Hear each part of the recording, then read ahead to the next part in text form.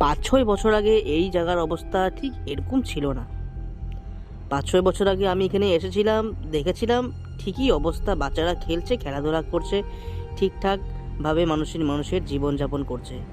এখন 5-6 বছরের মধ্যে কি হয়ে গেল এই জায়গাটাতে, কার অভিশাপ লাগলো ভগবানই জানে।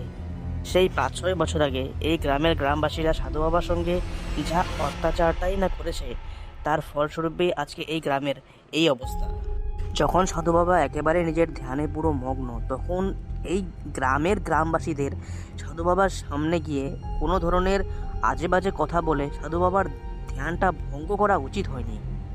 আর সেই গ্রামবাসীদের মধ্যে একজন এরকম ছিল যে একেবারে সাধু বাবার সামনে গিয়ে কানের পাশে একটা ছড়া গেয়ে দিল। আর সেই ছড়াটা হলো, বলো হরি বল হরি বল, বলো হরি বল, ল্যাংটো বাবার ধুতি তোলে ভালো করে চোদ বাবা, হরি বল হরি বল, বলো হরি বল, ল্যাংটো বাবার ধুতি তোলে ভালো করে চোদ।